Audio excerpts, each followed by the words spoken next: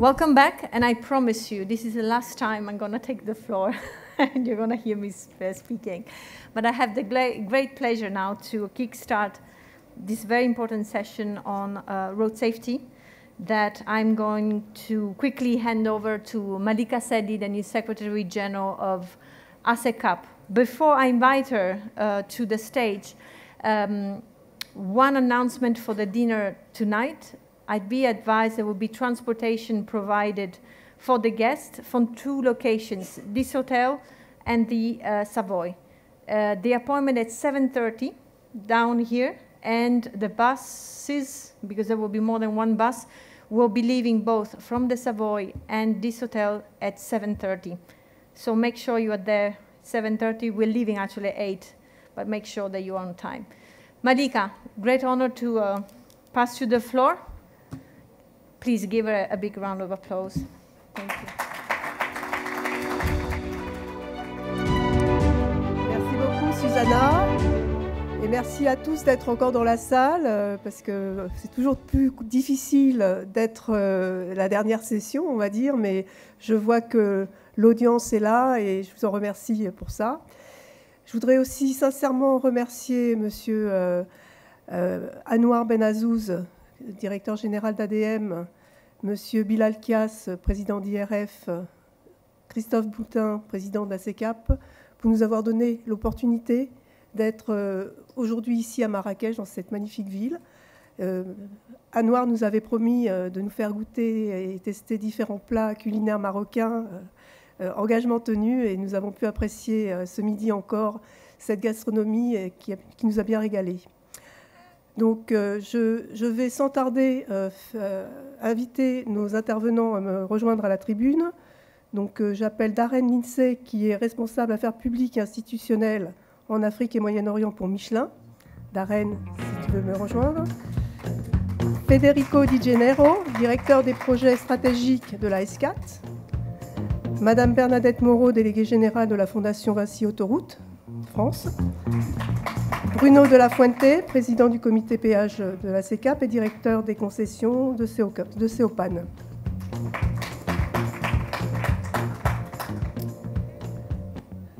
Alors, notre sujet aujourd'hui, et depuis ce matin, nous parlons de mobilité durable et aussi de sécurité routière. Donc, des chiffres ont déjà été rappelés par les intervenants précédents lors des sessions d'avant, mais c'est toujours important de rappeler quand même ces chiffres qui font très réfléchir. Plus de 50 millions de blessés graves chaque année, 1,35 million morts tués chaque année sur les routes, ce qui fait en moyenne près de 3700 personnes par jour. Donc c'est impressionnant. C'est aussi la première cause, et ça a été rappelé à plusieurs reprises, première cause de mortalité des jeunes sur nos routes, donc les jeunes de 5-29 ans. C'est un fléau qui est plus important de façon réunie que le sida, que des maladies qu'on soigne aujourd'hui. Bon, le sida pas encore complètement, mais voilà, tout ça pour mettre en perspective le sujet de sécurité routière au niveau mondial. Un tué toutes les 24 secondes. Donc c'est vraiment des chiffres que l'on doit avoir en perspective.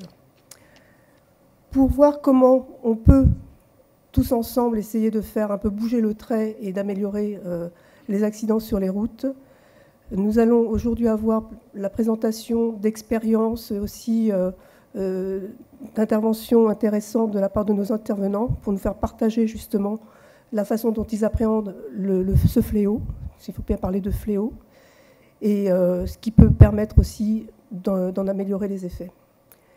Je vais sans tarder passer la parole à Bruno de la Fuente, qui va nous parler en fait d'une expérience, enfin plus que d'une expérience, montrer un peu que la construction d'une infrastructure sûre, c'est un défi qu'on a à relever, et plus particulièrement sur les routes nationales, où on a une mortalité plus importante qu'ailleurs.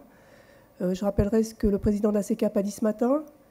Nos infrastructures autoroutières à péage, de façon claire, bénéficient en quelque sorte de résultats nettement meilleurs que toutes les autres infrastructures. Ce n'est pas le fait du hasard, c'est tous les investissements qu'on y fait.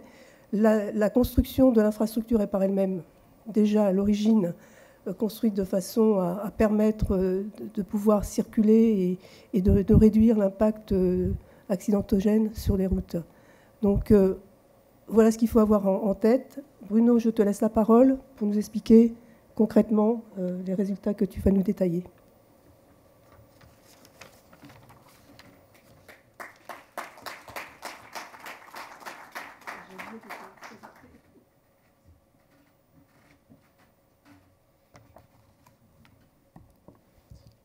Merci, Malika.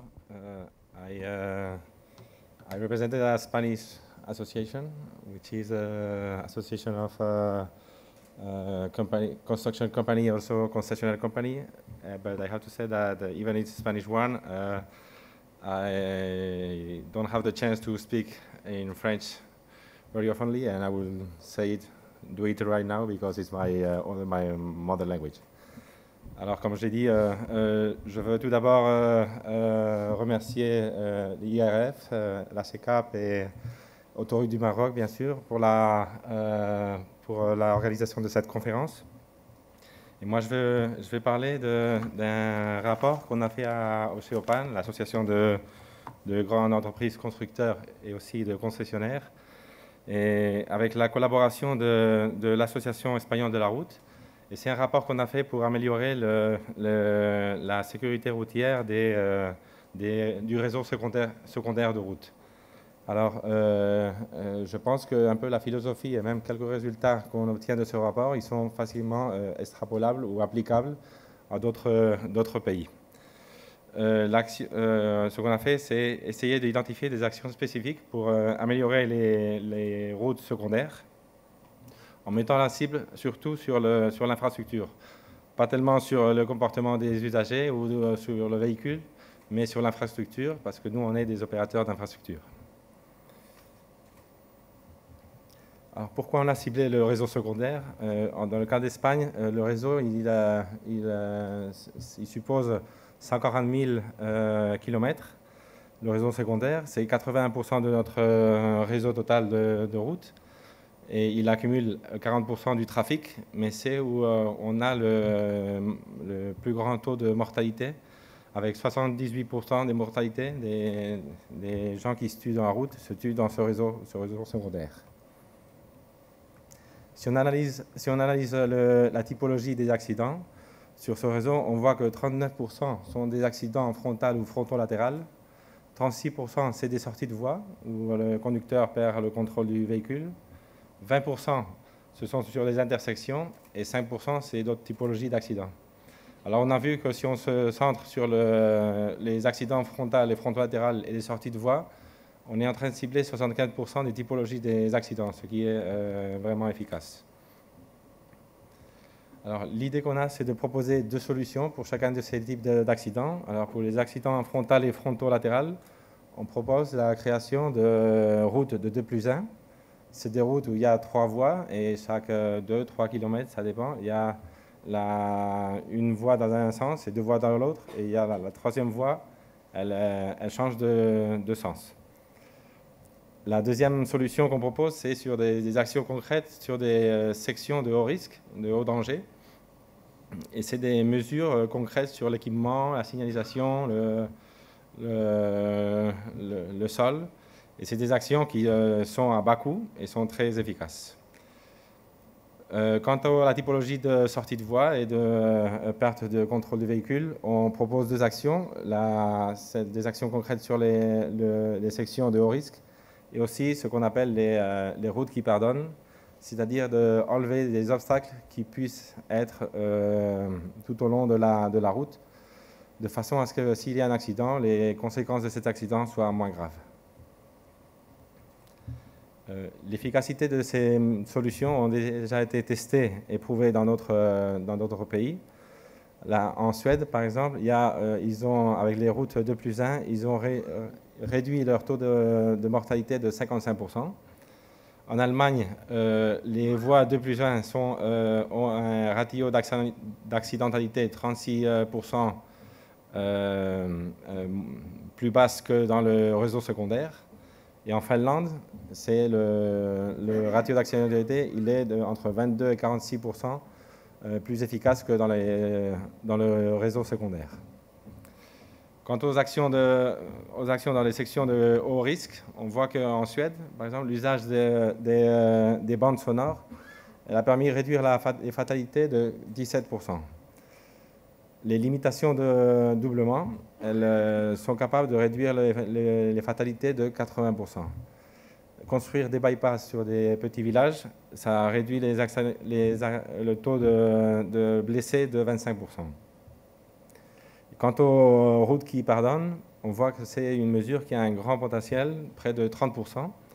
Alors si dans la zone de sécurité, on agit et on l'accroît de 1,5 mètre, on aura une réduction des accidents de 13%. Si on l'accroît de 3 mètres, on va jusqu'à 25%, et de 6 mètres, on ira jusqu'à 44%. Donc, c'est des mesures et des solutions qui ont été déjà vraiment testées et sont efficaces. Alors, ce qu'on a fait en Espagne, c'est de prendre tout le réseau secondaire et de prendre dans ce réseau secondaire qui est de 140 000 km, nous centrer sur les 32 800 km qui sont le réseau principal dans ce réseau secondaire. Et on a fait une sélection, on a analysé toutes ces routes et on a pris les sections où il y a un indice de danger qui est supérieur à 1,5%, l'indice moyen de ces sections. Et on a utilisé des sections qui ont une longueur au moins de 5 km pour que on puisse jouer avec la troisième voie qui change de direction. Alors, en estimant un coût moyen de 1,5 million d'euros par kilomètre pour les nouvelles voies et de 840 000 euros par kilomètre pour les voies existantes, on propose des actions sur 12 sections pour un budget total de 126 millions d'euros. On a fait aussi une sélection des sections de haut risque avec un critère différent, mais sur le même réseau, on a pris les sections qui ont une intensité de trafic qui est supérieure au percentile 80 du trafic moyen et du trafic de poids lourds. Et ce sont des sections qui ont déjà été identifiées par les autorités de trafic. Alors, on applique un coût moyen de 600 000 euros par kilomètre et on a identifié 42 sections où on pourrait faire un investissement de près de 530 millions d'euros pour améliorer les sections de haut danger. Et la troisième solution, c'est les routes qui pardonnent. On a sélectionné les sections qui ont un indice de danger qui est supérieur à 1,5% à la moyenne. Et avec un coût moyen de 600 000 euros par kilomètre, on propose d'agir sur 19 sections, ce qui suppose un investissement de 71 millions d'euros. Ici, vous pouvez voir l'image complète de la proposition que nous faisons. C'est d'agir sur 73 sections, c'est-à-dire sur 1121 km. Ce sont 32 routes et pour un investissement total de 130 millions d'euros. De 730 millions d'euros, pardon. Avec ça, on estime qu'on pourrait atteindre en 3 ans, on pourrait éviter 69 morts, éviter 212 blessés graves, et économiser des dépenses d'hospitalisation à peu près de 123 millions d'euros. Donc, c'est des mesures qui sont vraiment efficaces à mettre en place. Nous, on a fait cette proposition, on l'a présentée au Congrès espagnol. Il faut dire qu'il y a une grande sensibilisation des politiques sur ce sujet. Il est clair qu'il y a un commitment, un engagement politique à niveau des Nations Unies, à niveau de la Commission européenne. Et aussi en Espagne, on va faire un plan de sécurité routière et de mobilité soutenable, et qui envisage aussi de réduire de 50% le nombre de morts sur la route. Donc l'objectif politique est là, mais le grand problème, c'est qu'on n'a pas les ressources publiques pour aborder ces mesures. Même si, comme je l'ai dit avant, c'était des investissements assez bas et assez faciles à s'engager. Mais la réalité, c'est qu'on a vraiment un budget public qui est très limité. On a nos dépenses sociales, elles accroissent année tras année, elles se multiplient. On doit faire des ajustements structuraux dans notre économie. On doit aussi réduire les prévisions de croissance économique qu'on a faites et qu'on a passées à la Commission européenne. On doit faire un ajustement de 0,4% du produit intérieur brut. Et on a une dette publique qui est près de 100%. Donc, vraiment, ça va être compliqué de trouver des ressources publiques pour faire ces investissements. Et donc, chez Opan, de l'association que je représente, nous avons fait une proposition maintenant en Espagne, il y a des sociétés à péage qui vont conclure leur contrat de concession. Et ce qu'on propose, c'est de reliciter ces concessions qui sont déjà construites, mais on peut ajouter des investissements supplémentaires, comme c'est le cas de ces 130 millions qu'on propose de faire pour agir sur le réseau secondaire. Ça, c'est la proposition qu'on a fait au gouvernement espagnol. Comme vous savez, on a eu des élections, ils sont en train de former le gouvernement et on essaiera que cette proposition passe. Merci.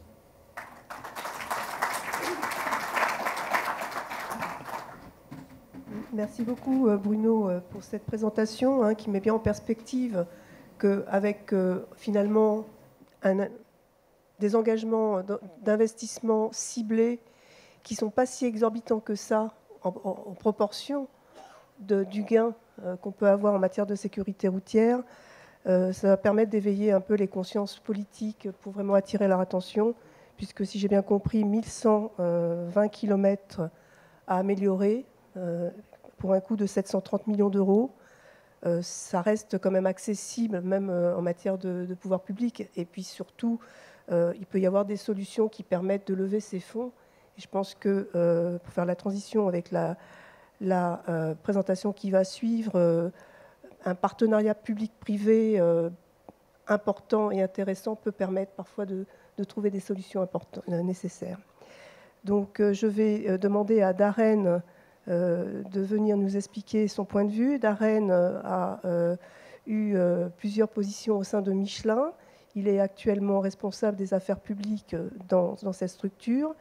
Et on va avoir de sa part justement le point de vue d'un opérateur privé et une expérience pour faire évoluer la sécurité routière avec des partenariats qui peuvent être ciblés et intéressants à monter.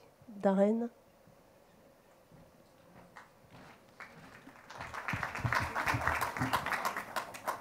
Malika, thank you very much for that kind introduction. I'd also like to thank the organisers here today for allowing Michelin to obviously contribute to this important conference. I'm going to share with you a few things today. You could probably see on the board there a commitment to action. So what has that got to do with a private organisation like Michelin? The first thing is I hope you know who Michelin are. We've kind of been in this game for well over 100 years. And very proud of it too, as a mobility provider. But perhaps a couple of things you didn't know about Michelin is that we were one of the first companies to introduce road signs back in France. The other thing that we'd done about a century ago is we introduced the first road safety campaign in Versailles, asking people to slow down at the turn of the automobile. But the surprising one, which gets me every time, did you know it's the same company that awards the Michelin stars for food and restaurants? It gets many people out, that one, but it's the same company. But that story, let's talk about that later over a coffee, because it's quite interesting. So if we can just click on now, I'm going to share with you a number of things this afternoon, probably in 5 slides plus 1 video. And really, I like to start things with a picture, just to kind of set the scene. I call this one like Back to the Future. Many of you may have seen the one on the left there. But what I particularly like about the representation here, we're talking about a century apart between these two pictures. And the first one on the left was kind of like multi-modality back in those days. 100 years ago, this is how we coexisted on the streets or on the pavements of cities. Here we had Manhattan in the US. Unfortunately, there wasn't enough tyres in that picture for an organisation like Michelin, but the horse and cart, shall we say, kind of got superseded and taken over. And if you move to the picture on the right, you see many more forms of transportation being used, but all at the same time. You'll even see somebody there on a pair of rollerblades, somebody on a bicycle, somebody on a moto, pedestrians walking. But that shared space is different. But what is it we can learn if we go back to the future? And the point I'm trying to make here is we know it's having an impact on our environment. We also know it's having an impact on society. And I like the figure at the start there about the 8th leading cause in terms of fatalities. But do you know what? The most important point here is we have the solutions to prevent this. And that's kind of what's annoying about it. We can prevent what is happening on the streets today in terms of injuries and accidents and fatalities. But to do that, we need to mobilize change. And I wish to share this slide with you. It's one thing I'd like you to take away. If we continue to do the same things, nothing will change. And what I say on the left-hand side here, we talk about something called road safety. To me and to many others now, when they talk about this narrative, we're starting to say it's becoming outdated. It's a bit single-focused, just on roads. And it's kind of restricted. And I've made a few points from earlier on today, and I've captured a couple of notes here. I heard people talk about a broader engagement. I heard people talk about an integrated approach. But also there's a need or a requirement to change as well. So here's me saying to you something like road safety to sit within the sustainability agenda that we're discussing here. The narrative is moving. It's moving to what's being called safer mobility. And we're feeling that's more modern, it's more inclusive, but not just that, it's capturing all forms of mobility. There are so many different types of mobility now on the streets, all sharing that same space. And I also believe it can deliver this integrated approach that we're talking about. So think about this one, road safety. It kind of talks about the same thing. If we move away from that, we can move to something called safer mobility, which will engage a broader and a different audience. But how does the private sector get engaged with this? This is how we at Michelin are attacking this subject at the moment and have done for many years. But we've evolved as well, similar to the Michelin maps and guides. A gentleman said this morning, it's become outdated. It has. The Michelin map is no longer what it used to be. It's gone digital. But it was part of that process. It's where we are today. It's been part of that journey in creating what we have. But for us at Michelin, and many private sector companies are moving this way, we're starting to put safer mobility under sustainable mobility if we're going to be around in years to come. And we do this in 3 areas, and the 3 areas I share with you here is through our products. So we're one of the few products that's in touch with the pavement, in touch with the roads, and therefore we feel we have a responsibility to make it as safe as possible. But there's also our people. Companies often forget we have 120,000 people. To me, they're ambassadors that can share a message with a wider audience out there.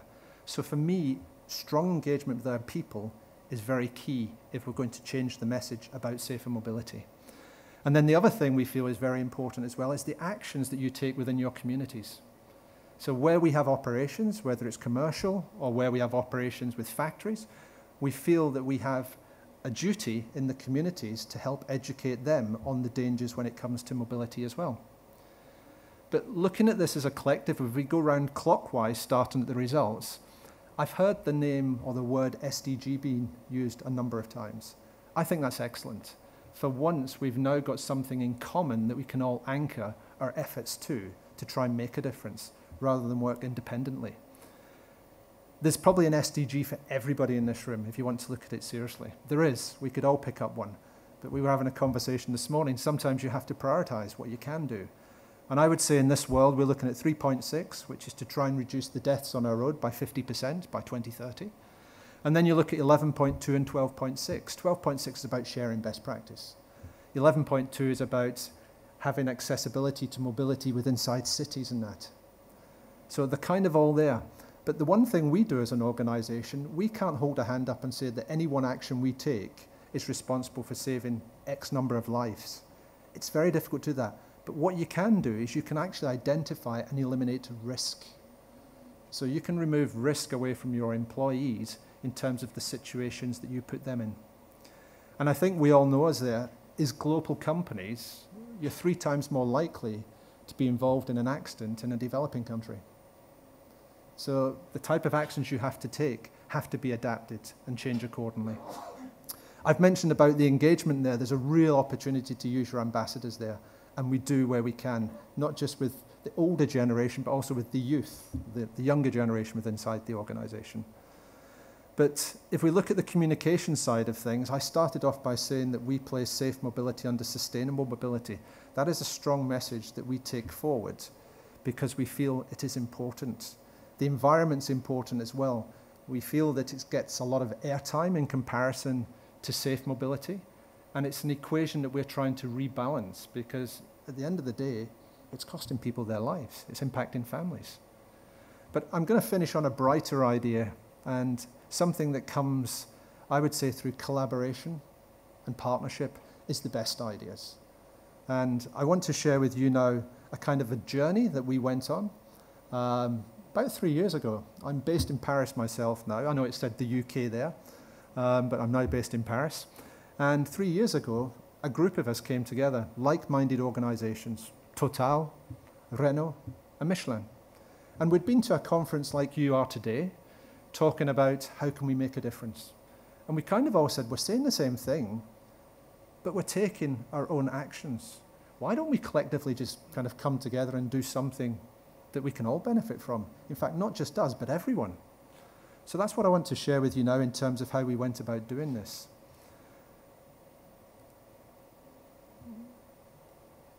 So on this slide, we said we wanted to try and help in the field of education. We're not road builders, unfortunately. We leave that to the experts, the people in this room. But we feel there is a need to provide education to people so that they can understand the dangers when it comes to mobility. And the age category which is most impacted is the 15 through to the 29-year-olds. So there comes a point is we can catch these people early. So where do you do that? In the communities, at the schools, at the universities. So we aimed out to say we wanted to create an education program on a global basis that could be flexible, easy to integrate, cost-effective, and accessible. Now, words are easy. It's easy to say that when you send a tender out there. Applying it is far more difficult. But the biggest challenge we had here, I mentioned 3 major brands there, Total, Michelin, and Renault. We all said to each other, this has to be unbranded. So it's not Michelin, it's not Total, it's not Renault. It is called VIA. So we wanted to bring to the marketplace this new product called VIA that can be taken on by any other organization that feels they have a space in the market, that they want to educate an area and take it on their own back and support it. And we've only just started this journey, but rather than me tell you exactly what it's about, we have a nice little 3-minute clip here, which I'm going to hit the button, and hopefully it's going to tell you all about VIA. So let's hit that button and see what happens. I'm impressed. VIA, Global Road Safety Education for a New Generation. Every day, 700 children die in traffic worldwide. That is equivalent to 3 planes full of children that are crashing every day, with many more seriously injured. The VIA program was launched to help save the lives of our children. VIA is a global road safety education program, providing innovative learning materials designed to deliver school-based road safety education to young people aged 10 to 18. VIA was created by the corporate foundations of Michelin and Total with the support of the Global Road Safety Partnership, GRSP, the specialist road safety organization hosted within the International Federation of Red Cross and Red Crescent Societies. Designed by road safety and educational experts, VIA takes an innovative approach to learning focusing on the value of life and on teaching safe behavior in traffic through active, emotional, and creative methods. This guarantees a greater learning success than traditional methods. Impacting knowledge, attitudes, and practice, the VIA learning materials include detailed manuals, fact sheets, worksheets, games, videos, and quizzes. VIA provides 4 learning modules related to the didactic steps of feeling, knowing, creating, and implementing. The modules are divided into different teaching units, each with content filling about 50 minutes, made up of an engaging mix of different activities. With more than 50 interchangeable VIA activity options available, the program is flexible enough to be tailored to suit the needs of educators and young people everywhere. VIA can be easily implemented in schools in a minimum of 6 teaching units and is already present in 3 continents. All learning materials are accessible through the online VIA platform, and all activities are designed to be usable in both high and low-tech school settings. The VIA platform is also where all VIA projects are registered and monitored with the support of VIA Global Manager, GRSP. So, you want to get started? Great. Simply reach out. You'll be given access to the VIA platform and a call will be set up with GRSP to help plan your project. We'll discuss geography, scale, and work to identify a local NGO who will become our implementing partner, working directly with the schools on your VIA project. GRSP provides training and support and is on call to help keep each project on track. VIA is built upon big ambition. It starts small and dreams big. VIA is yours. Join us. So that's VIA. Welcome to VIA. Just to give you a quick update, it said there in 3 countries. We have piloted this in Cameroon, in France, and India. In India, there's been a massive appetite there from both government and private sector. And why I emphasize private sector again there, we asked ourselves, what does success look like? And success to us is when another private sector company comes to you and says, how do we become part of this? And it's about sharing this common material. So Deloitte, of all companies, came to us in India. And within India, by the end of this year, we will have hit 100 schools. The ambition is to get to well over 100,000 students. But that's just our ambition. We think this will go much further by engagement of other organizations wanting to pick the program up to help make a difference to that next generation. So that's kind of VIA for you there. The one thing I didn't say at the start, often when you say private sector, when you come into many rooms, they see dollar signs. And that's what they think the private sector have to contribute. I'm hoping it's no longer like that. And the word of collaboration and forming partnerships and actually sitting together to try and work out the solutions, I think I'm sensing that already. I think in the past 3 years that has certainly been the case. And the private sector is far more welcome at events like this. So I thank you for that. So just to wrap up, in summary, so the private sector can play a role to help promote safer mobility. We started by saying, let's learn from our mistakes. We've done a lot of bad things, but we've done a lot of good things as well. Let's not forget that. We also said, let's keep it relevant. Things change, things move on. So the script needs to as well in terms of how we talk to that wider audience. And then the engagement as well. There's tools out there which allow us to have this common language like the SDGs to help us focus and pull in the same direction. So let's use them. And the final point I shared with you there as well is the best ideas often come from partnerships and collaboration. Thank you for your time. And if there's any questions, I'll take them later. Thanks.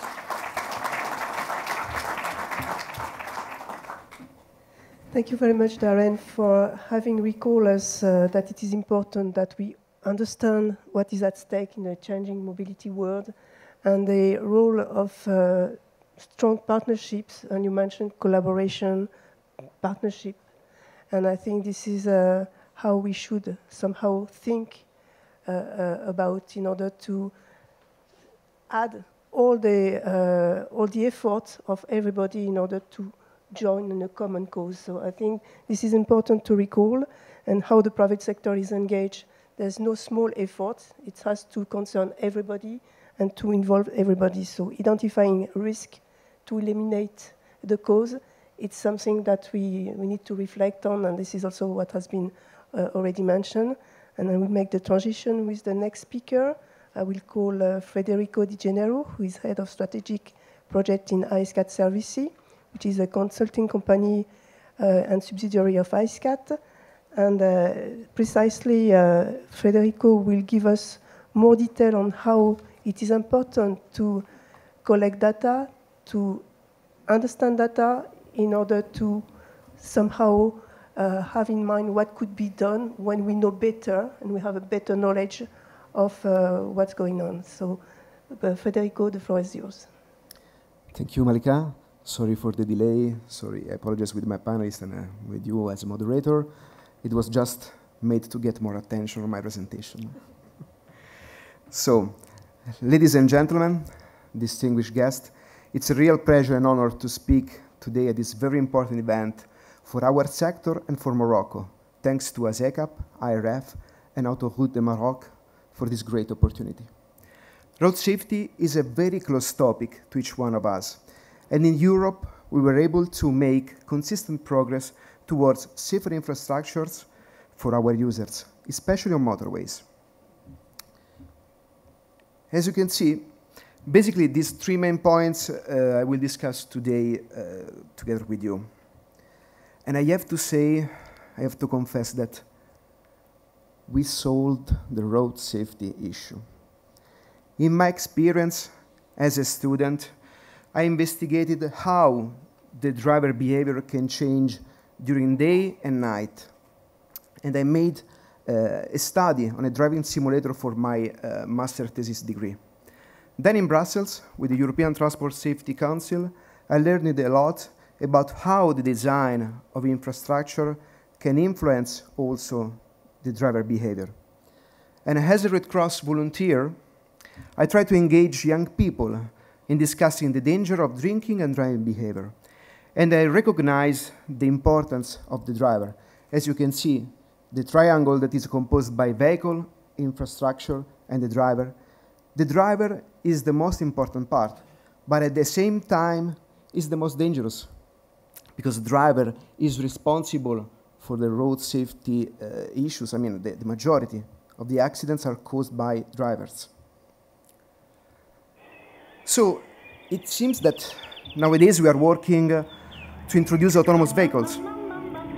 And in the near future, we will have this beautiful scenario, no? No accidents, everything will be perfect. But there are several research on the picture on my left, your right, that basically says that there will be several years in front of us to wait and see the effects of the introduction of autonomous vehicles with a long-term perspective. So when we will have the 100% of autonomous vehicles on our roads, we will have 0 accidents. I'm not so sure, but let's say 0% of accidents. Okay. In Europe, the European Commission is responsible for providing targets at European level. Originally, the Vision Zero concept referred to a societal commitment to work towards the objective of 0 fatalities on the road. The Transport White Paper set the goal of moving close to 0 fatalities in road transport by 2050. As an intermediate goal, the European Union aimed to have road casualties by 2020, underlying its role as a world leader in safety and security for all modes of transport. On your right, there is a picture which represents what is a safe system approach. Basically, the aim of a safe system approach is to develop a more forgiving road system that takes human fallibility and vulnerability into account. And the most important point, in my opinion, is the development of clear performance indicators that can give us objective suggestion on our performance. Last June, the European Commission published details about how it intends to put its strategic action plan on road safety into practice. This includes, as you can see, a first list of key safety performance indicators, elaborated, of course, in close cooperation with member states, that will be monitored across Europe to underpin the target of 50% reduction in fatalities and serious injuries in 2030. The list, here you can see an excerpt, includes indicators like vehicle safety, seat belt wearing rate, speed compliance, and post-crash care. So, what is a key performance indicator? It's an indicator that it is used for road safety, which is basically a variable, a data, that is used in addition to statistics on accidents or injuries to measure changes in operational conditions. KPIs can give a more complete picture of the level of road safety and can detect the emergence of problems at an early stage before they result in accidents. As you can see in this list, there are some data collection methods that are not yet defined or easy to implement at full scale. So, in my view, if we want to speak about indicators, we should speak also about how to collect those data to measure indicators. In this slide, you can see some very advanced tools that basically use innovative techniques to get more data in a massive way. For example, you have artificial intelligence to detect a distracted driving, which is testing on WhatsApp while driving. Or maybe you have also deep learning algorithms to predict potential accidents. So these algorithms can detect an abnormal trajectory of the vehicle and based on several risk scenarios can alert the road police to get and control the vehicle. But also we can use intelligent cameras to sense the ghost drivers with unknown plate or false vignette. There are several tests and trials all over Europe, but the technology, of course, is not fixed and implemented yet. So we will see for sure this solution on our road, but in the meantime, our approach is that we should go for a standard solution and verified tools. And I want to bring you two case studies. The first case study is related to Italy, because since 2004, the Safety Tutor, a section speed control system, has been progressively installed along all sections characterized by above average mortality rates. The Safety Tutor is not a simple overspeed detector. It is more a virtuous cooperative model because it enables a strong cooperation between the infrastructure manager and the Italian road police. It is a complete system for road enforcement, in particular regarding speed violations. It's an automatic system where the human operator has only to check the correctness of the issued ticket. The system is quite brilliant in its simplicity. It measures the average speed of vehicles together with the maximum speed, and in real time, it sends the data to the main server.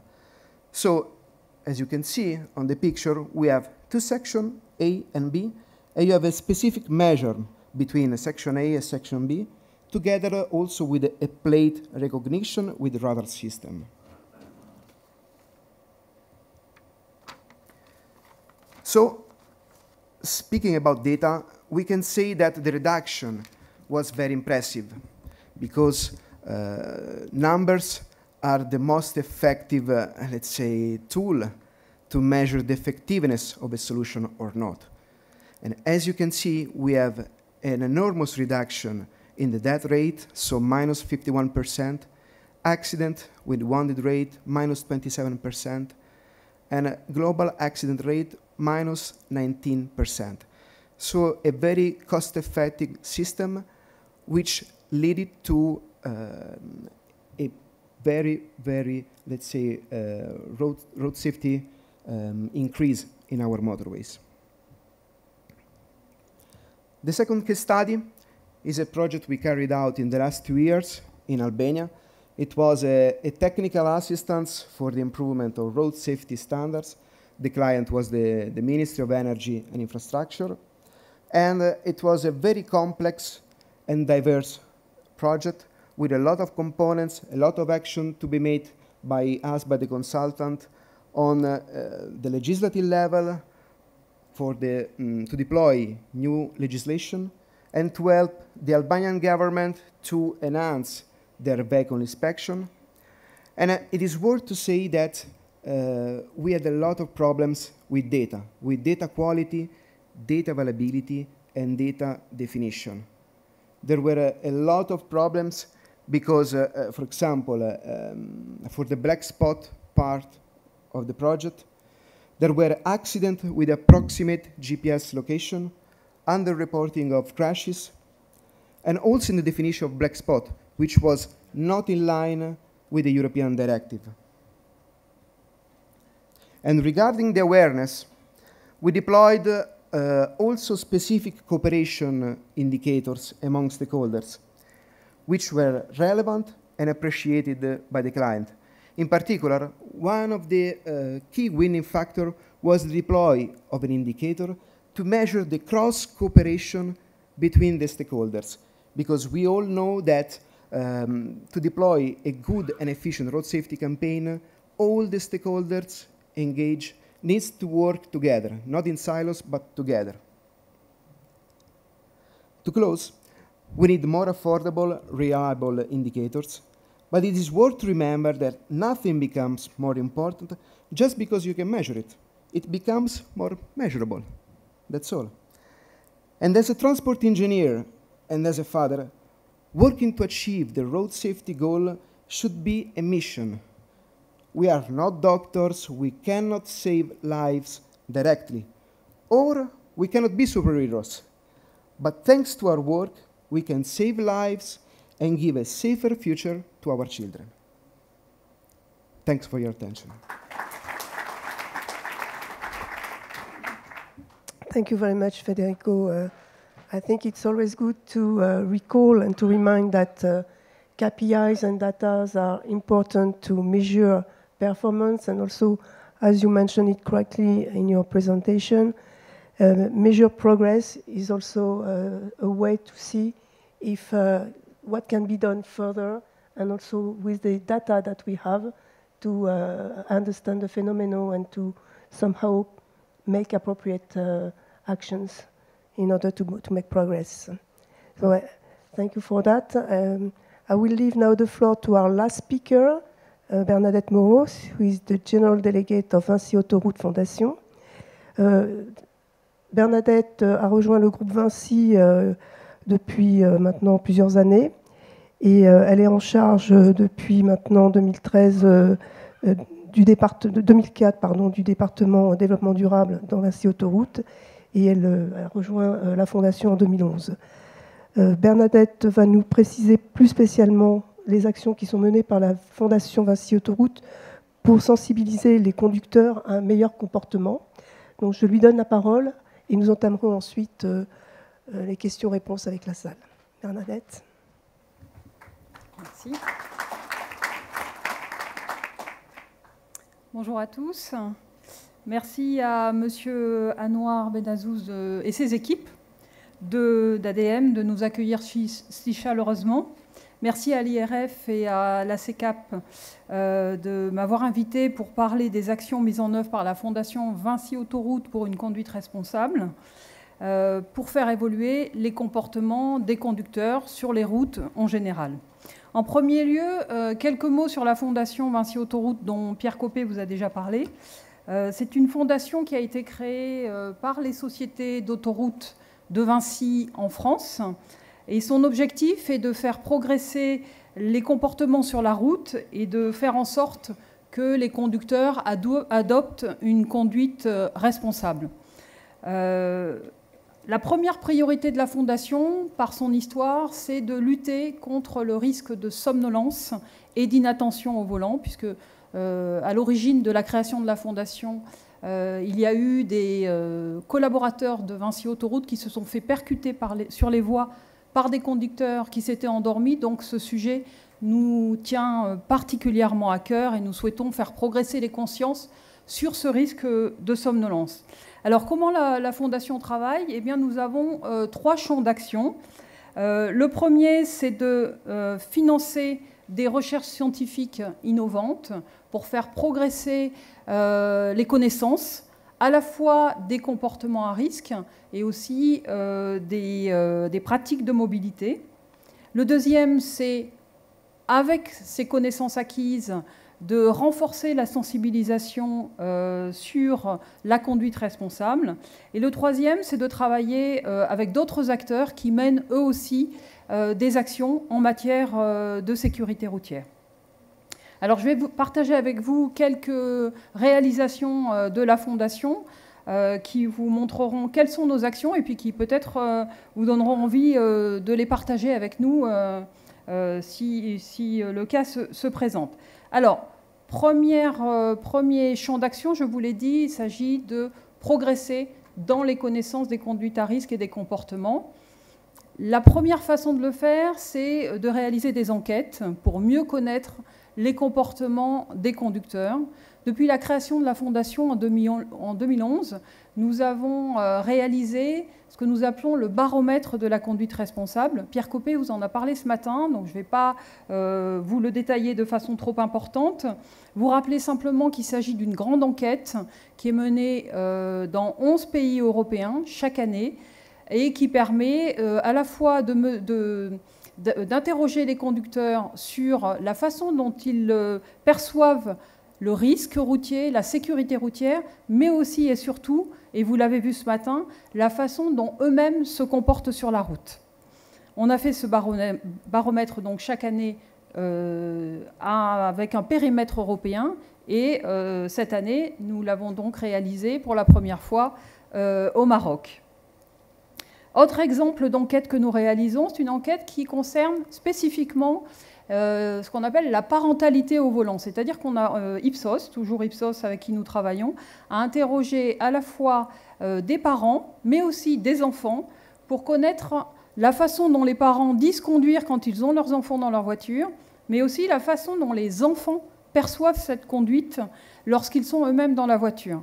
Et ces enseignements sont très intéressants parce que on sait tous qu'il est très important de montrer l'exemple quand on est parent.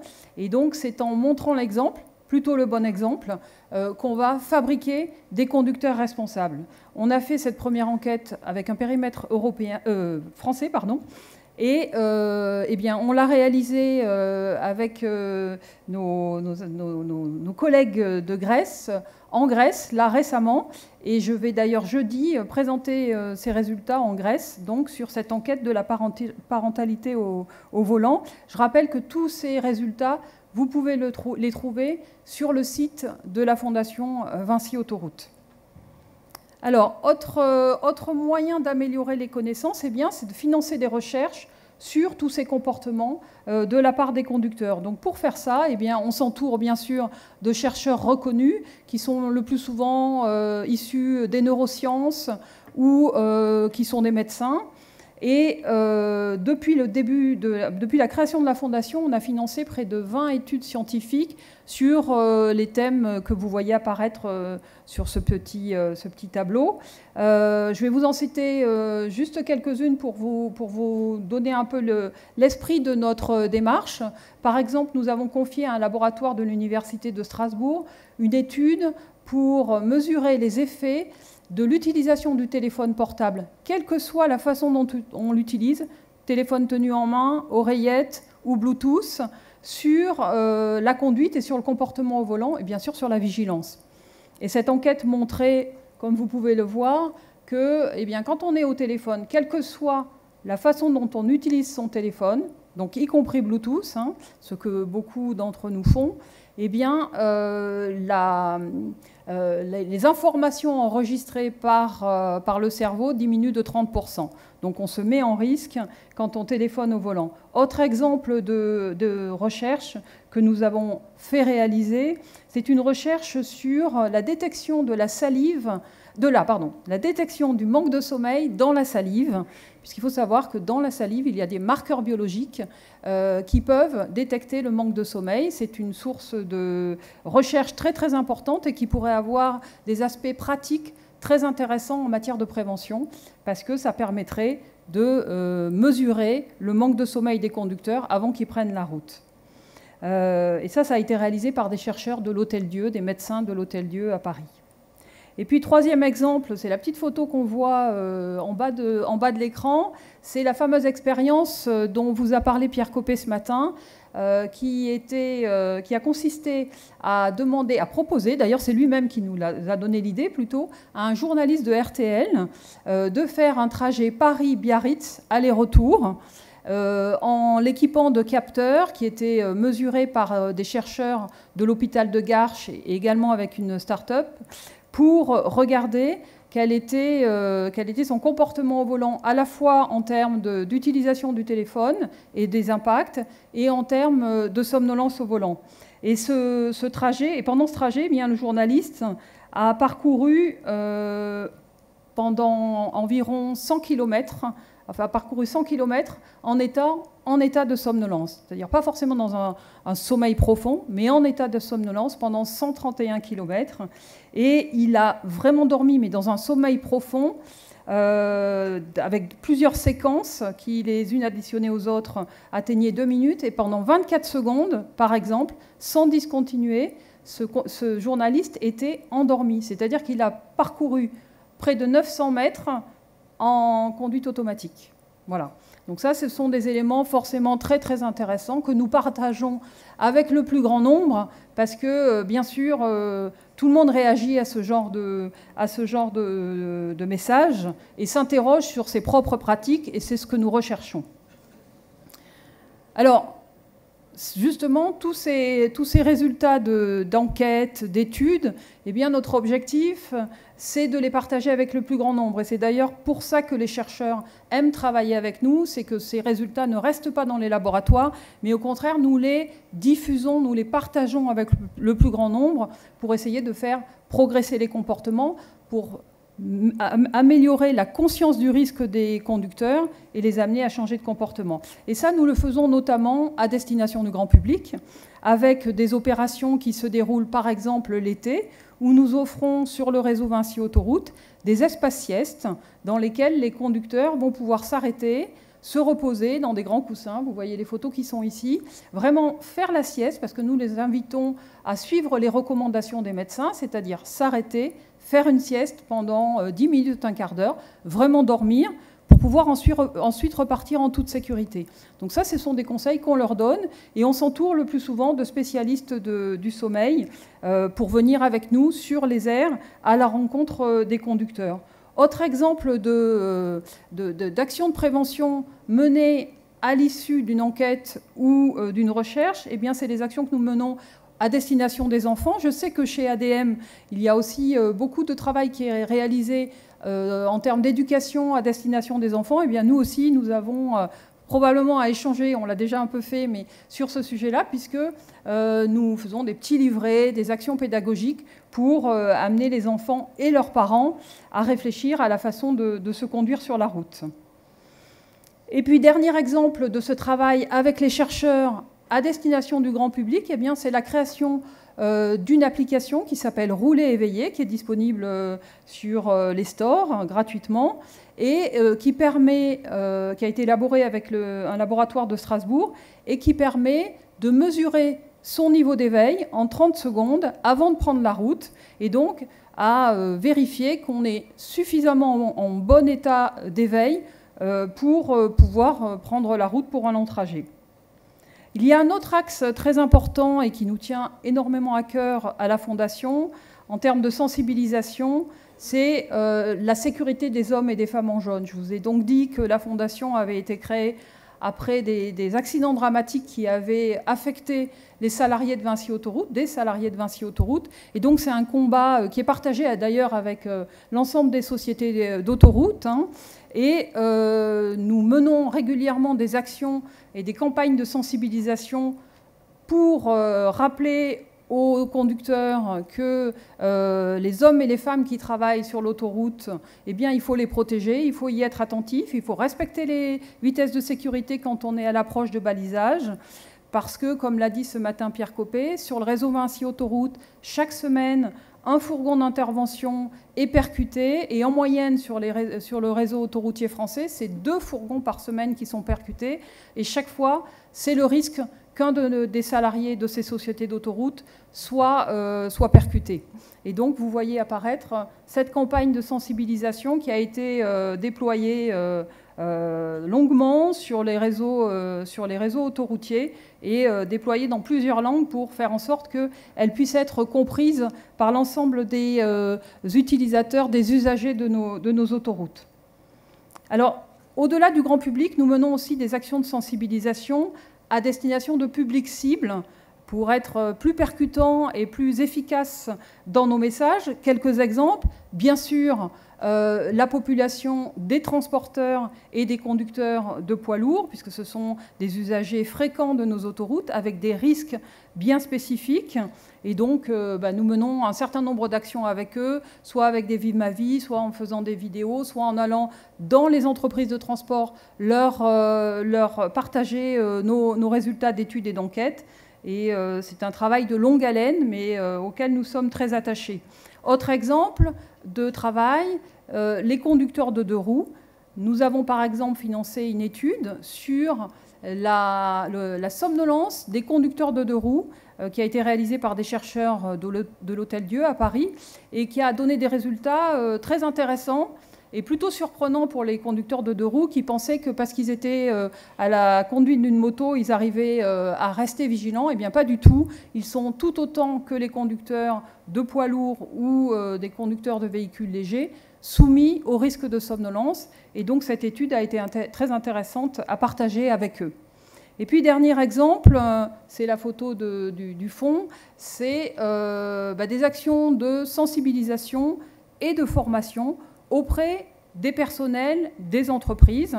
Le déplacement mission concerne l'ensemble des entreprises. Il y a de plus en plus de gens qui se déplacent pour effectuer leur mission.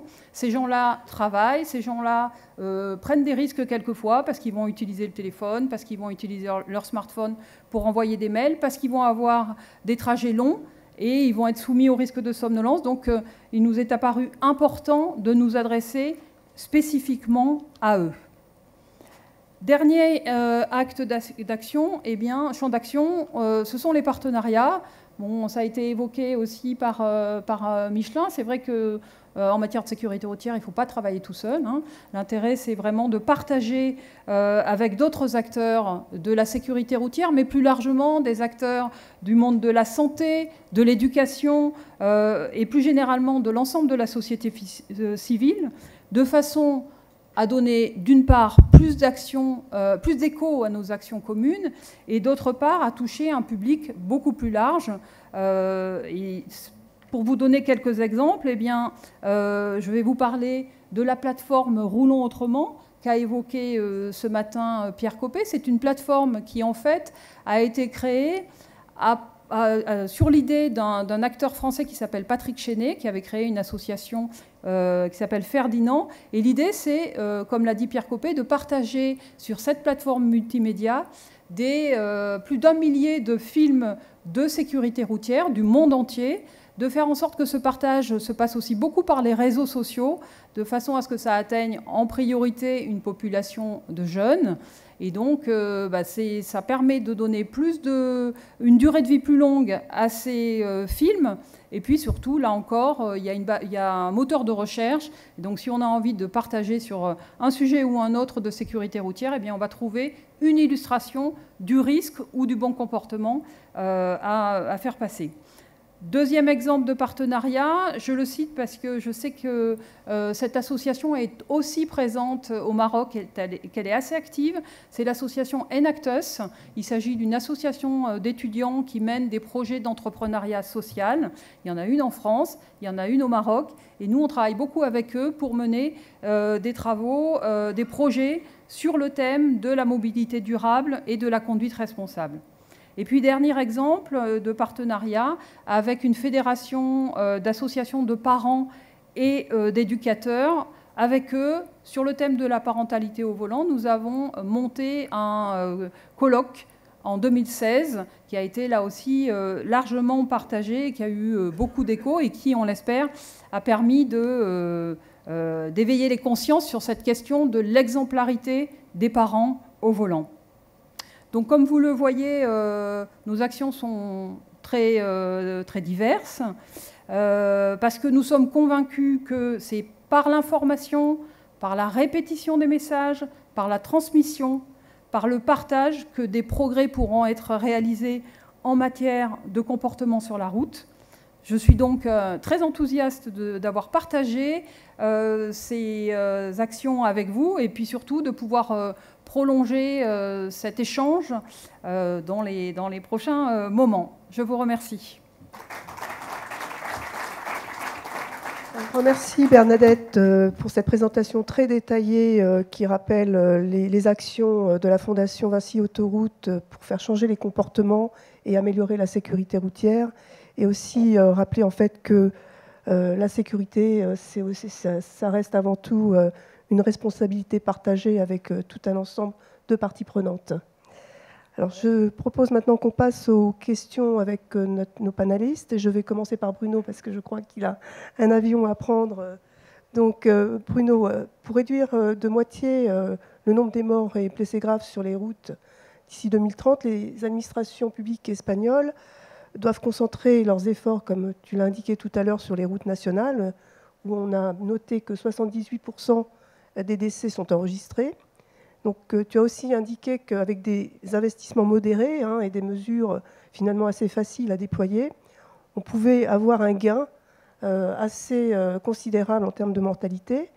Donc la question que j'aimerais te poser, c'est les autorités espagnoles sont-elles finalement disposées à mettre en œuvre ces mesures qui paraissent assez simples en définitive?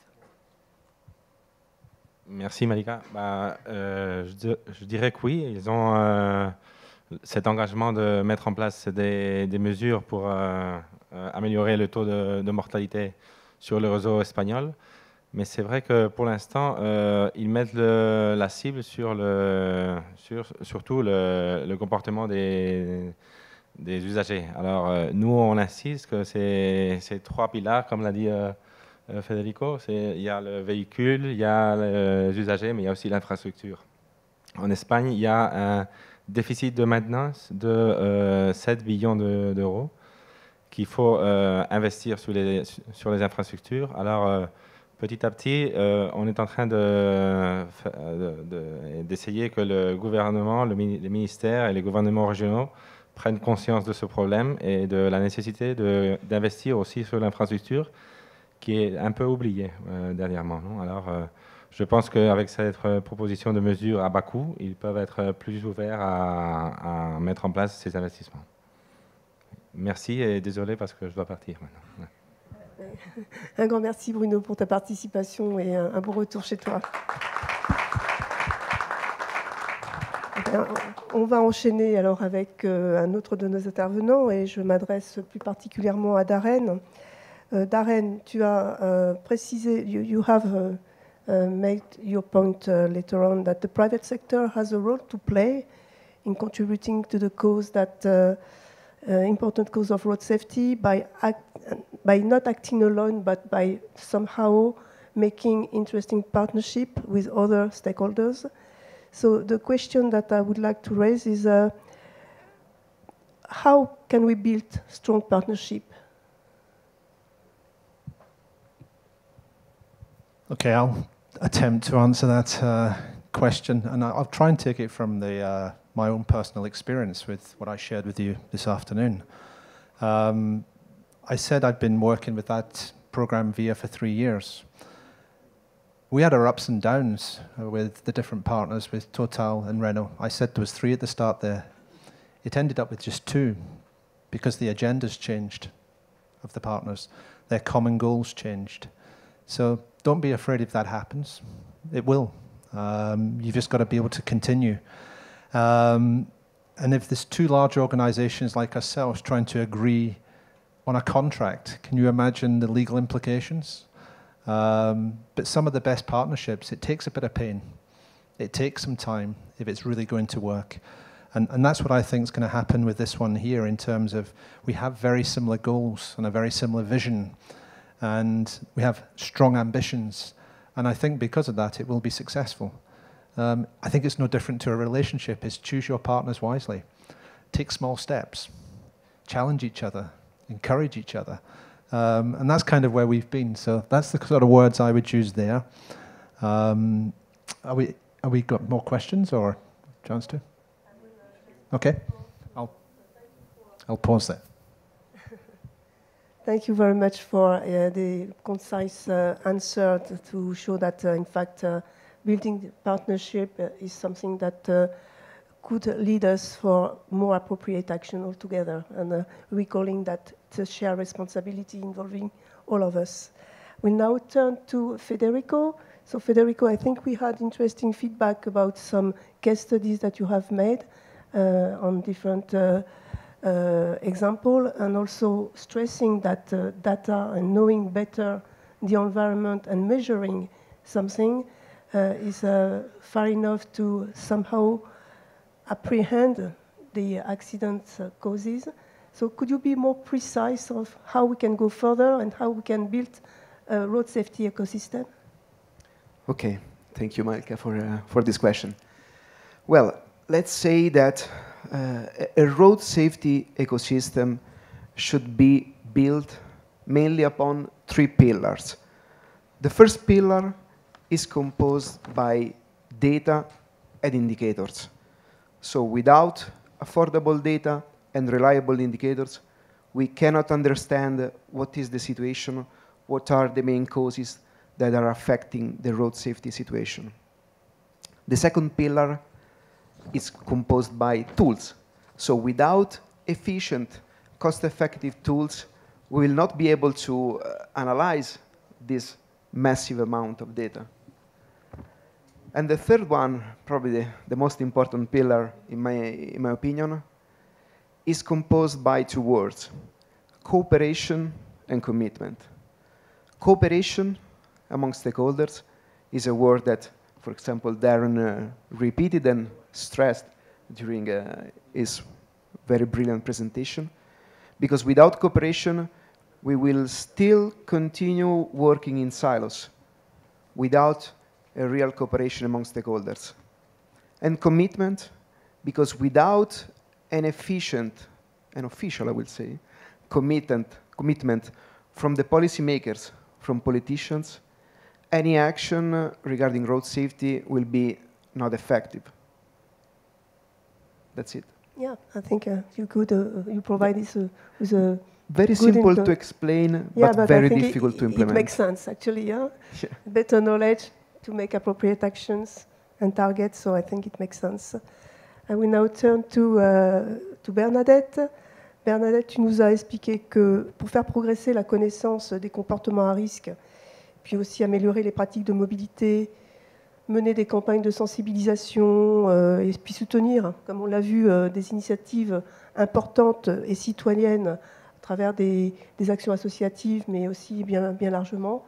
Donc ma question, en fait, c'est comment ces sensibilisations sont accueillies par le grand public et est-ce qu'on peut en mesurer l'impact ? Alors oui, généralement elles sont très bien accueillies parce que notamment quand on parle de somnolence, d'inattention, ça parle énormément aux conducteurs, à leurs familles. L'été, quand on les accueille sur des aires, on les accueille de façon confortable, agréable. Ce qui est important aussi à souligner, je pense que beaucoup d'entre vous partageront probablement l'idée avec moi, c'est que par exemple quand on parle du risque de somnolence, ça parle énormément aux gens.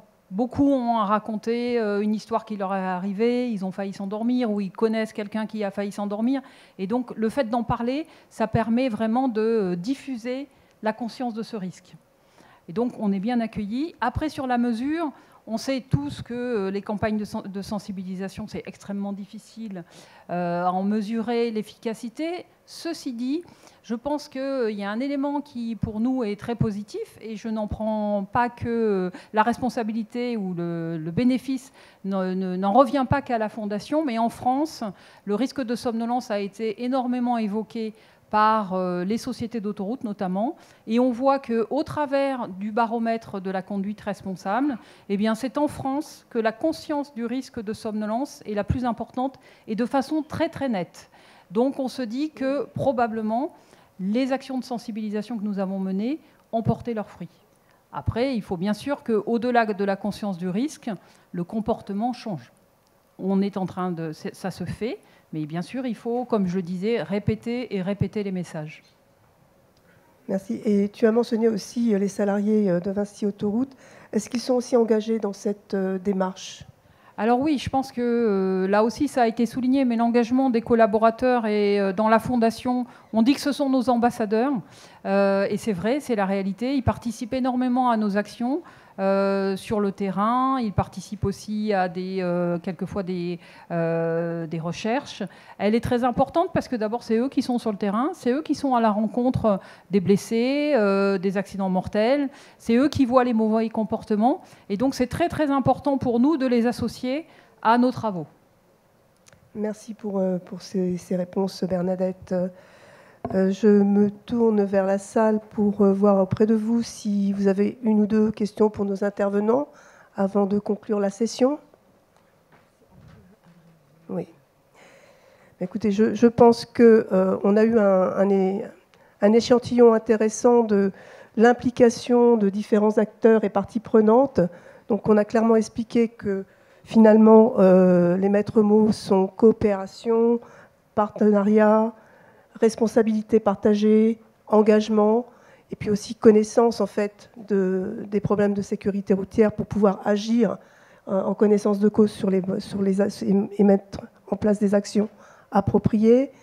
Donc je voudrais que vous demandez de vous joindre à moi pour remercier notre panel et les remercier. Et je profite aussi des quelques minutes qui me sont laissées pour remercier chaleureusement Anouar Benazouz et son équipe, que je vais nommer, Fadwa, Iman et Fatima, pour vraiment leur assistance, et puis toutes les équipes en coulisses derrière qui ont permis d'avoir ces présentations fluides.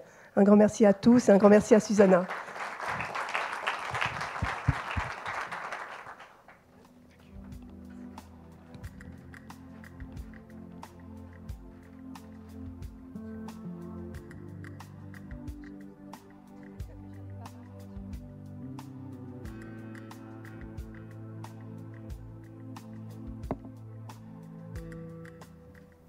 I said I promised I would not take the floor again, but actually I'm taking the floor again. But we are reaching the end of this fantastic day of exchange and discussion. And we have the great honor and pleasure to welcome with us His Excellency, the Minister Abdelkader Amara, Minister of Equipment, Transport, Logistics and Water of Morocco.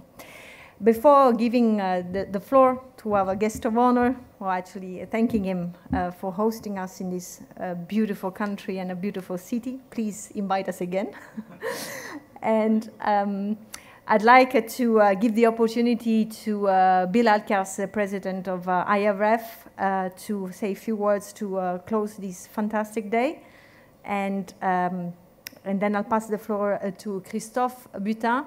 And last but not least, to His Excellency, the Minister. Bill, would you join me on the stage? Thank you.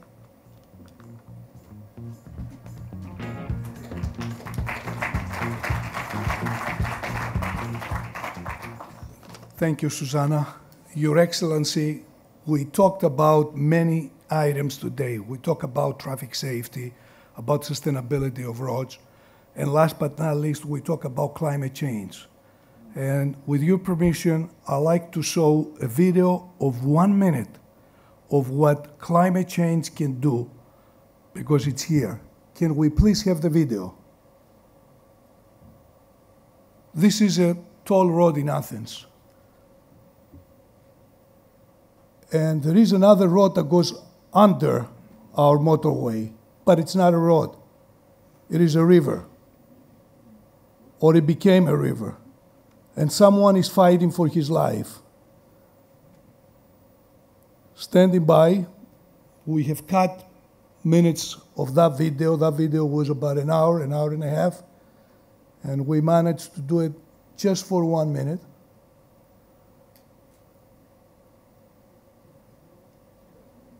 Yes, we finally got a man over there.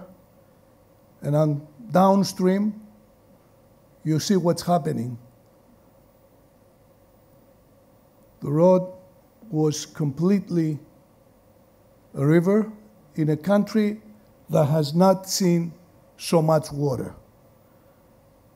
And the man there stays safe.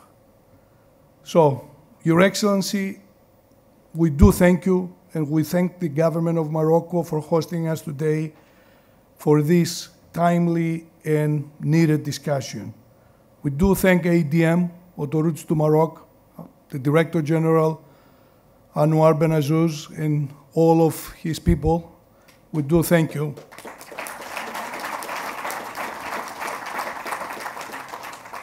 We at IRF believe that sustainable mobility is a fundamental part of the quality of life of people. And it's people that we need to put back in the center when we plan the mobility of the future. When we talk about cars, that they talk to each other. When we talk about cars, that they talk with the infrastructure. And when we talk about cars, that they drive on their own and maybe they fly also. So we need to provide access. We need to provide quality above and beyond all. We need to provide safety. And we can only do that only if we work together. And this is why the IRF organizes events like this one, and we do so by organizing and bringing people together like ASECAP and members like ADM. We are delighted to work with ADM, and as Susanna said, please invite us again. And after today, we do look forward to working together with many of you in Morocco and around the world. We do like Morocco to take the leadership in the continent which is called Africa, and show the rest of the nations of Africa what you can do in terms of infrastructure resilience, in terms of operations and maintenance, and in terms of infrastructure. Thank you very much, and we appreciate the hospitality. It has been enormous, and the country is beautiful, and keep it that way. Thanks.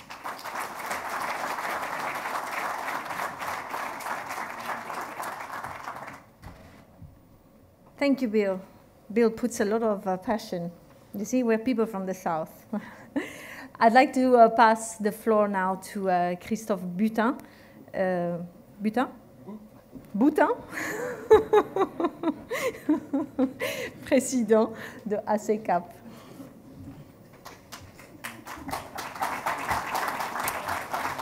Merci, Susanna. Monsieur le ministre, merci de nous accueillir dans cette très belle ville de Marrakech, en effet. Et merci à Autoroutes du Maroc d'avoir organisé cette conférence qui, à mon avis, a été très fructueuse et très utile.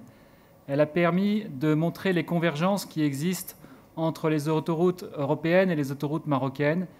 Convergence en termes de qualité, d'exploitation des autoroutes, d'engagement des équipes au service des usagers, mais aussi convergence face aux grands défis qui nous attendent en tant qu'opérateurs autoroutiers et plus largement en tant que responsables dans des pays engagés dans la lutte contre le changement climatique. Ces grands défis, c'est la sécurité routière, le cœur de notre métier. Et là, les résultats de nos différents opérateurs, de nos différentes infrastructures sont exemplaires. Il reste cependant beaucoup à faire.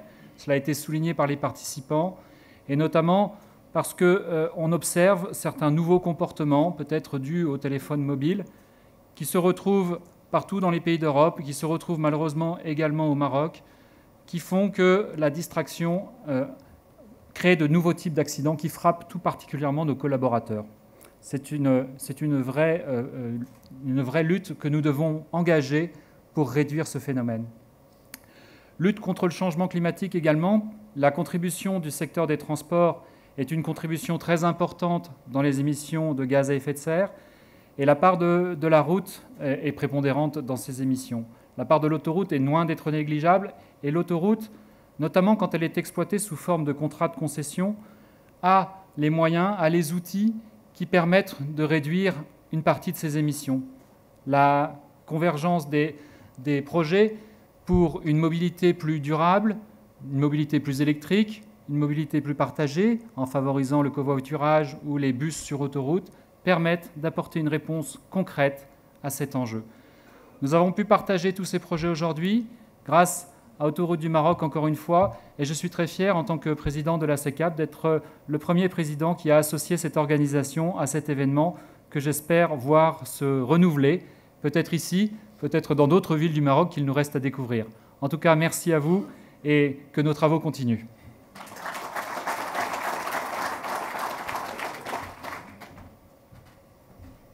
Merci beaucoup, Christophe. J'ai des suggestions pour les prochaines villes marocaines, Fès en particulier, comme prochaine étape. J'ai le grand plaisir et l'honneur de passer la parole, maintenant d'offrir la parole à son Excellence le ministre de Transport, M. Amarin, pour clôturer cette belle journée de discussion.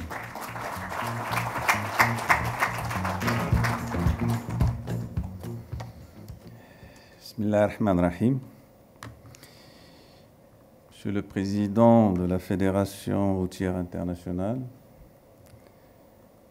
Monsieur le Président de l'Association européenne des concessionnaires d'autoroutes et ouvrages à péage, Mesdames et Messieurs les représentants des organisations internationales, Mesdames et Messieurs les chefs d'entreprise, Mesdames et Messieurs les représentants des médias, Mesdames et Messieurs les panélistes, Monsieur le Directeur général de la Société nationale des autoroutes du Maroc. Honorable assistance, il ne m'a pas été possible d'être parmi vous ce matin à l'ouverture de cette troisième édition de la Conférence internationale de la mobilité durable sur la thématique transport routier et mobilité durable pour un avenir durable, pour des raisons d'agenda, mais il m'est particulièrement agréable d'être parmi vous cet après-midi et de présider cette cérémonie de clôture. Je dois vous dire que Dieu sait que j'ai fait beaucoup de gymnastique entre Londres, Paris, Casablanca et Marrakech pour que je puisse honorer cet engagement. Et je sais aussi que les écologistes seraient dérangés parce qu'ils diraient que ce ministre a émis beaucoup de tonnes de CO2 en trimballant entre plusieurs avions. Mais pour moi, c'est quand même un moment très important. C'est également une fierté que de constater que cette conférence est devenue un rendez-vous important qui rassemble d'éminentes personnalités, actrices de la mobilité durable, qu'elles soient politiques, institutionnelles, techniques, scientifiques ou associatives, nationaux et internationaux. Monsieur le directeur général, c'est Anouar Benazouz, m'a fait part de sa haute satisfaction quant au déroulement des sessions. J'avais posé la même question à M. Copé. Je pense que les différentes interventions ont été l'occasion d'échanger sur les politiques déployées, de partager les réflexions et les expériences, de capitaliser sur les bonnes pratiques, de sensibiliser et enfin de mobiliser les parties prenantes pour participer à positionner la mobilité durable au premier plan des priorités nationales.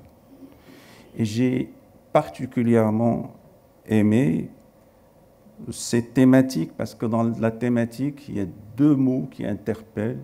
Il y a la durabilité, il y a l'avenir. Et vous savez tous, plus que moi, qu'effectivement, il s'agit de l'avenir de toute l'humanité. Mesdames et messieurs, si cette troisième conférence est le fruit d'abord d'une prise de conscience des problématiques induites, elle a été surtout la consécration d'un partenariat fructueux entre ADM et la Fédération routière internationale et l'Association européenne des concessionnaires d'autoroutes et ouvrages à péage. Donc, je saisis cette occasion pour remercier la CECAP, qu'on vous l'a baptisée, pour son engagement à nos côtés et me réjouis du choix de la ville de Marrakech qui a abrité son assemblée générale. Mes remerciements vont également à la Fédération routière internationale, l'ARF, qui accompagne ADM, sous l'égide du ministère de l'Équipement, Transport, Logistique et Eau, et avec laquelle ADM a su construire un partenariat solide, et ce, dès la première édition. Je devrais aussi vous dire, mesdames et messieurs, qu'aujourd'hui et demain, la mobilité est à l'honneur. Il y a cette 3e conférence qui se tient à Marrakech. Demain, nous avons à Rabat une conférence internationale en partenariat avec le Forum international du transport, le FIT, sur la décarbonisation des transports dans les économies émergentes. Et demain aussi à Rabat, nous célébrons le 1er anniversaire de la grande vitesse marocaine. Vous connaissez le nom qui a été donné par Sa Majesté à la ligne grande vitesse, au train grande vitesse Al-Bouraq. C'est une thématique, bien sûr, qui interpelle, vous l'avez dit, la mobilité durable est en phase de devenir, s'il ne l'est pas déjà, une préoccupation mondiale en vue des enjeux économiques, écologiques, politiques, sociétaux, que nous impose ce que nous appelons communément le changement climatique.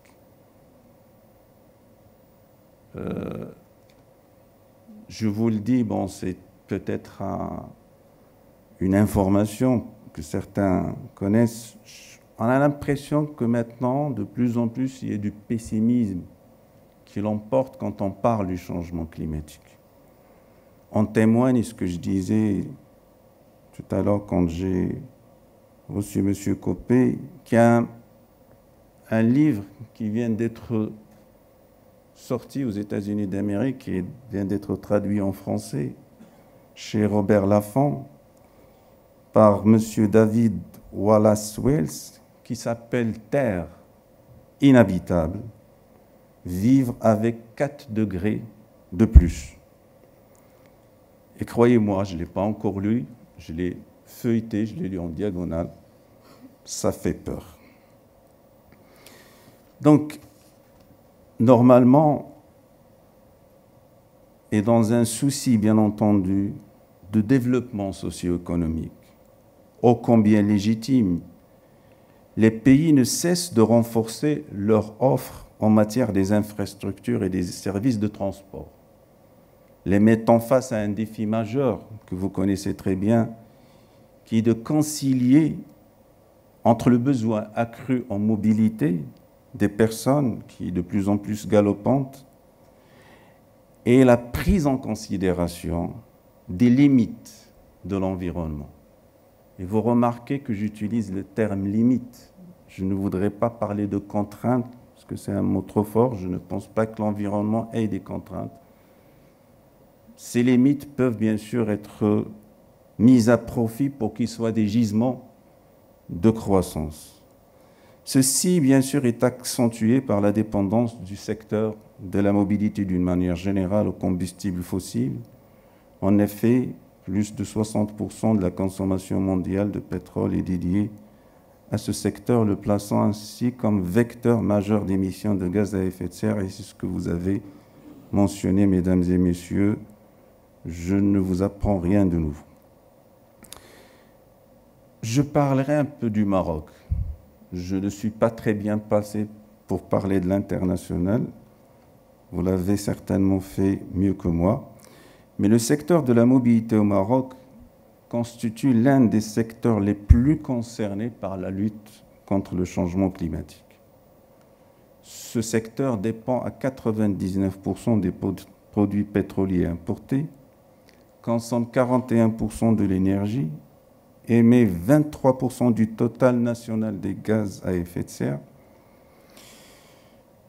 Et il est logique qu'il y ait un engagement fort de la part des opérateurs du secteur et de la part des pouvoirs publics dans le processus d'atténuation et d'adaptation en égard aux enjeux auxquels devra faire notre pays. Il doit relever le défi, comme je l'avais dit, sur le plan environnementale, faire une transition vers un transport durable et contribuer à atteindre les objectifs que nous nous sommes assignés en tant que communauté internationale. Pour le Maroc, bien qu'on ne soit pas parmi les pays pollueurs, vous le savez, le Maroc fait partie de l'Afrique. L'Afrique, il est à moins de 2% de participation, entre guillemets, de la pollution à l'échelle internationale.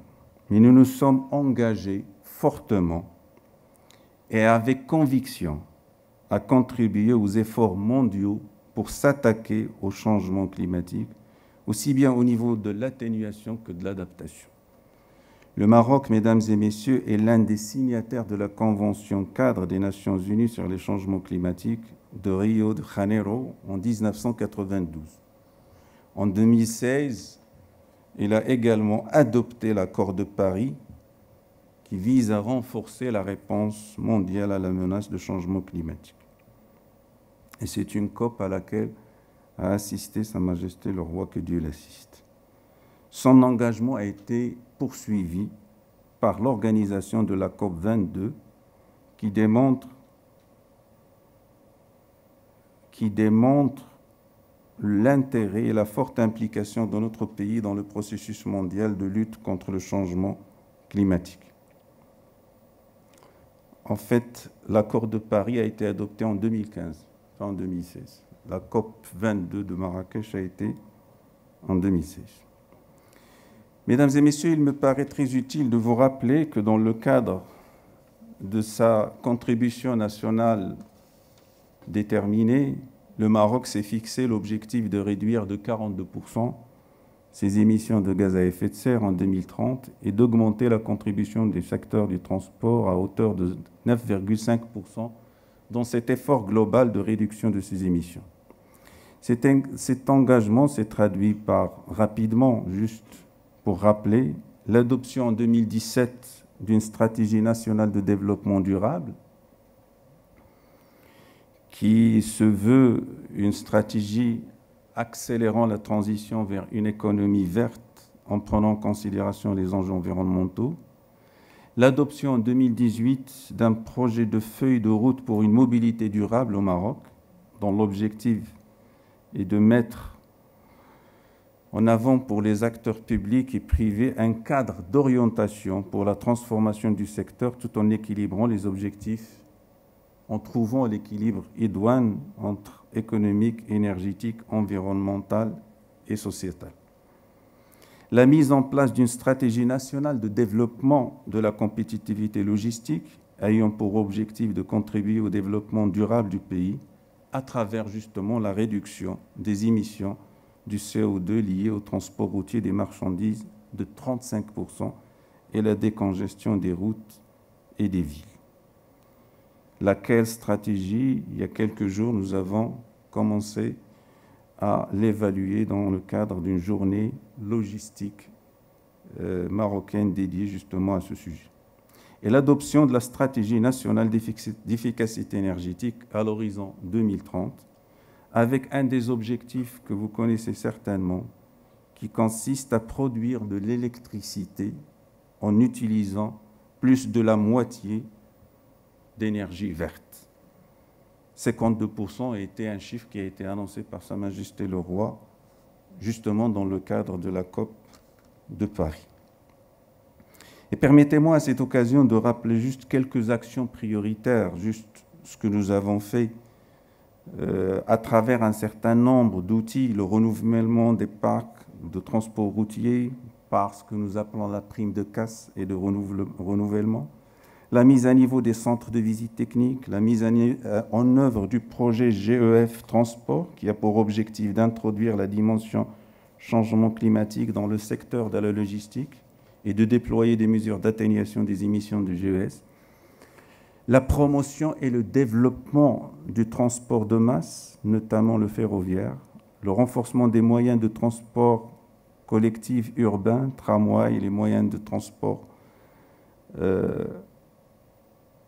bus, etc., le développement des liaisons autoroutières et routières express à travers les pays, fluidifiant les flux et facilitant la mobilité, la définition et la réalisation d'un programme de voies d'évitement et de rocade permettant d'annuler les effets négatifs de la circulation sur le réseau interurbain, l'adoption du principe de l'éco-conduite au sein des programmes de formation à la conduite professionnelle initiale et continue, et bien d'autres actions. Nous sommes en phase de conclure, dans les mois à venir, un contrat-programme avec l'Agence marocaine de l'efficacité énergétique, justement pour l'amélioration de l'efficacité énergétique du secteur du transport routier. Mesdames et messieurs, le ministère de l'Équipement, du Transport, de la Logistique et de l'Eau s'inscrit dans ce contexte international et national et il s'est doté à ce titre d'un nouveau plan stratégique qui court de 2017 à 2021 et qui repose sur 4 piliers. Contribuer à une croissance forte, inclusive, équitable et durable en œuvrant à la compétitivité de l'économie nationale, préserver et adapter le patrimoine national des infrastructures pour assurer sa durabilité, réussir la modernisation du ministère par la performance et l'excellence opérationnelle, aller vers un système de transport efficace, sûr, propre, multimodal et des services logistiques intégrés et compétitifs. Sur ce dernier pilier, le ministère a veillé à l'élaboration d'une feuille de route dont j'ai parlé tout à l'heure, dont les axes importants sont la transformation urbaine synergique, l'énergie à bas carbone, le shift modal, l'optimisation des chaînes logistiques, l'adaptation des infrastructures, les réductions de voyages. Enfin, les réductions de voyages, il ne faut pas le comprendre comme étant une limitation au droit humain de voyager. Les outils financiers et réglementaires et les solutions un certain nombre de solutions pour le monde rural. En ce qui concerne la sécurité routière, le ministère de l'Équipement, du Transport, de la Logistique et de l'Eau a défini une nouvelle stratégie nationale en matière de sécurité routière pour la période 17-26 qui se veut ambitieuse et exigeante en phase avec le plan international Decade to Action for Safety, reposant sur 9 axes. La coordination et la gestion de la sécurité routière au plus haut niveau, l'évolution de la législation, le contrôle et les sanctions, la formation des chauffeurs, la réforme de l'examen du permis de conduire, l'amélioration des infrastructures routières à l'intérieur et à l'extérieur du périmètre urbain, le développement des soins prodigués aux victimes des accidents de la circulation, la communication, la sensibilisation et l'éducation routière, et enfin la recherche scientifique et la technovigilance.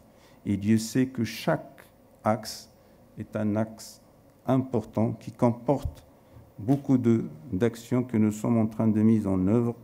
Nous bataillons justement pour que cette stratégie puisse nous faire évoluer davantage dans ce contexte assez complexe. Ainsi, l'objectif d'inverser la tendance de la hausse des accidents de circulation, de réduire le nombre de morts de la route de 20% à l'horizon 2021, et puis, plus ambitieux que ça, de 50% à l'horizon 2026, et de minimiser le nombre des blessés, incarne précisément la mobilisation et l'engagement du ministère en matière de sécurité routière. Donc, mesdames et messieurs, je voulais vous parler un petit peu de notre expérience d'une manière assez résumée pour dire que ce que vous avez fait toute cette journée cadre parfaitement avec la politique de notre pays. Et nous sommes un des pays très actifs à l'échelle du continent africain et nous estimons que malgré les défis, il y a beaucoup de choses qu'on pourrait réussir. Mesdames et messieurs, avant de terminer cette allocution, permettez-moi de remercier les organisateurs, à leur tête ADM et son directeur général, ses partenaires l'ARF et la CECAP, pour cette rencontre éminemment importante. Et je les félicite pour leur leadership et pour leur implication à faire de cette conférence internationale de la mobilité durable une plateforme de dialogue, d'échange, de prise de décision en vue de favoriser un consensus entre les différentes parties et de faire évoluer une vision partagée de la mobilité durable à l'échelle internationale, en toute modestie et humilité. Merci, mesdames et messieurs.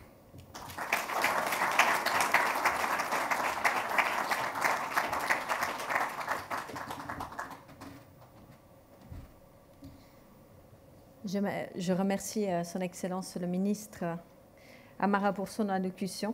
Nous avons hâte d'exporter l'expertise du Maroc et de la mettre à l'œuvre pour aider d'autres pays, comme vous l'avez dit, dans le continent. C'est vraiment la dernière occasion. It's my turn now for thanking all of you, beside the organizers, for this fantastic day spent together. Before I wrap up and leave the floor for a final closing to Anwar, a couple of announcements. I've been asked to remind you all that there's a dinner tonight. Buses will be leaving at 7:30 from this hotel and the Savoy, so please be on time. Once we finished here, there will be still tea and coffee for you served in the room where we had the exhibition, and I invite you to take a moment to still exchange and wrap up, yes, on your experience about this day. Without further ado, j'invite Anwar à clôturer cette belle journée.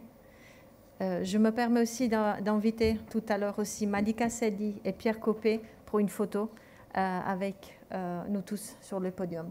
Anwar.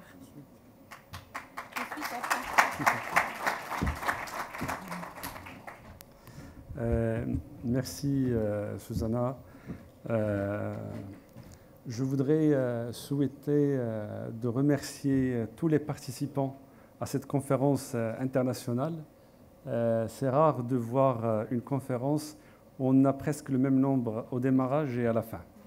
Et Monsieur le ministre, je peux saluer l'audience de cette conférence parce que j'ai vu pas mal et lorsque Monsieur le ministre m'a dit qu'il sera à la clôture, j'avais cette crainte et je suis rassuré et content parce que le sujet est très important. Donc je vous remercie. Je remercie l'IRF et son président Bill Halkias. Je remercie l'ACCAP et son président Christophe Boutin. Je crois que nous avons une collaboration exemplaire. Je remercie tous les participants et tous les sponsors de cet événement. Et je souhaite vous voir dans le dîner qui sera dans 2 heures. Merci beaucoup. Au revoir.